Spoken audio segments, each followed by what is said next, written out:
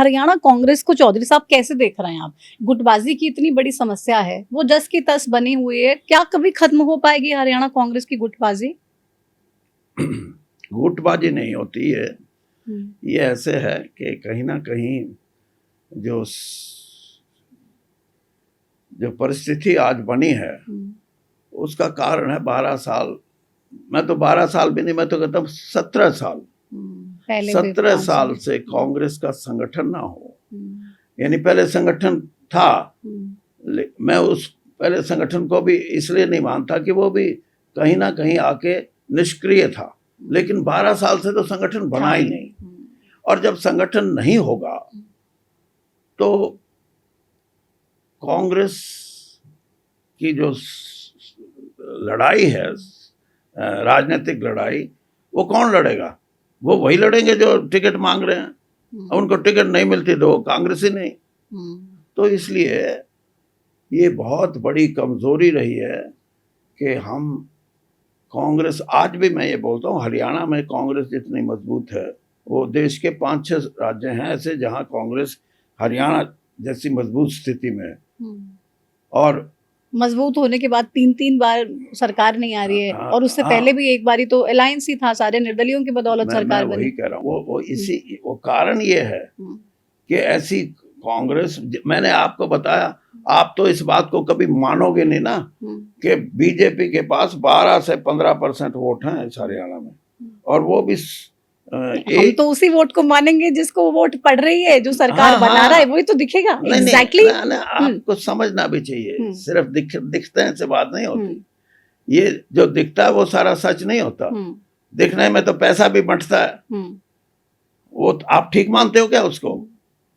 झूठे वादे भी होते हैं, वो आप ठीक मानते हो क्या उनको? वो तो बिल्कुल भी कभी ठीक माने नहीं, ऐसा नहीं है। मैं I still hold this view कि आप जो बात कर रही हैं गलत है। दिखता क्या है? दिखता तो मैं तो यहाँ तक कहा था, जो पार्टियां अपना घोषणा पत्र बनाती हैं, जिसकी सरकार बनेगी वो तो दिख ही रहा है ना, वो तो फैक्ट है, that can not be changed. अभी आपने खुद बता दिया, फिर भी आप अपनी भाषा वही बोल रही हो कि कांग्रेस ने भी बहुमत तो नहीं था लेकिन मिलके बना दी। तो वो तो आप उसका तो आपने जिक्र कर दिया, और ये मिलके बना रहे। इनका भी तो है ही ना। नहीं फिर भी ये बार बार तो सरकार बना ही रहे ना, आप मिलकर ही बना लेते, आप तो मिलकर भी नहीं बना पाए। आप समझो कि आप जिस गणित की आप बात करते हैं उस गणित से क्या निकलता है। घोषणा पत्र है आपका। अब आपको मैं बताता हूं, भारतीय जनता पार्टी ने हरियाणा में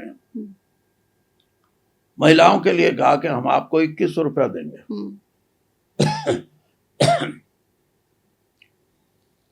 और हर महीने आपको 2100 रुपया मिलेगा।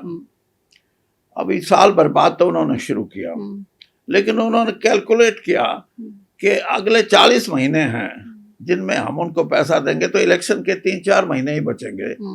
उन्होंने क्या है कि 1000 रुपया तो आपका बैंक में जमा करा देंगे और 1100 रुपये या 1000 रुपये आपको नकद देंगे। क्यों है ये? आप कभी इन बातों को लेके, यानी लड़ाई इन बातों की है। वो 40,000 रुपया जो इकट्ठा होएगा वो इलेक्शन से 4 महीने पहले महिलाओं को देंगे। देखो ये इतनी बड़ी रकम कभी मिल सकती है, इसलिए वोट हमारा देना।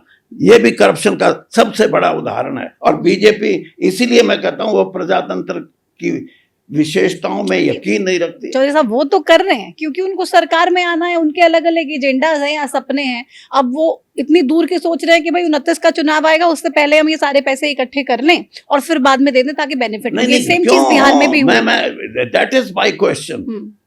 आप इस बात को क्यों नहीं इसकी निखेधी करते? नहीं, हमने हर बार ये सवाल बीजेपी से भी पूछा कि आपने तो पहले प्रदेश की तमाम महिलाओं को पैसे देने की बात कही, फिर आपने कुछ उसमें आय का कैप लगा दिया, फिर आपने अलग अलग योजनाओं में बदलाव कर दिया। आय का कैप तो कुछ लगाओ, वो तो देखो किसी भी, लेकिन जिस आदमी को आप ये कहते हो या महिला को कि इनको 2100 रुपया महीना देंगे तो आर्थिक रूप से ये सबल होंगी, उस सबलता पे तो आपने 50% का तो कट लगा दिया।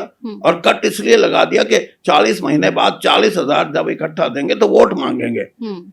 तो ये कहाँ की सियासत है? ये बताइए मेरे को। ये सियासत नहीं है।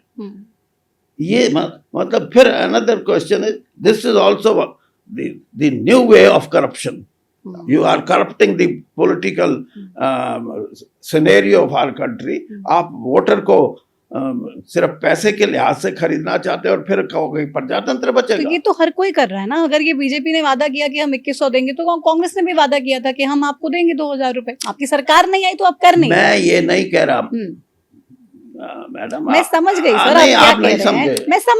मैं समझ गई आप क्या कह रहे हैं। मैं ये लेकिन कह रहा हूं कि आधे रही हूँ- पैसे क्यों उसको बैंक में, और यही नहीं है, किसान की बात है, उनके लिए भी यही कि हम आपके पैसे जो एमएसपी पे हमने खरीद की है कि आपके 7 लाख रुपए, किसी के 5 लाख, किसी के 12 लाख हमने बैंक में भेज दिए हैं। बैंक को ये हिदायत है कि आप 1 लाख से ज्यादा विड्रॉ नहीं कर सकते at one point of time. What is this? तो ये इन चीजों पे आप, ये चीजें डिसाइड करने के लिए पहले चुनाव तो जीतना पड़ेगा। आप सरकार में आएंगे तो वही बात कर रहे हो। आप सरकार में आएंगे तो आप उसके बाद चीजें डिसाइड कर लेंगे ना कि आपको पैसे साथ में देने हैं, रोक के देने हैं, कैसे देने हैं। वो लेटर स्ट्रैटेजी है। आप ऐसे नहीं है, आप डबल बात कर रहे हैं कि सरकार में आने के लिए। तो इसका मैं आपसे ये बात कर रही हूँ कि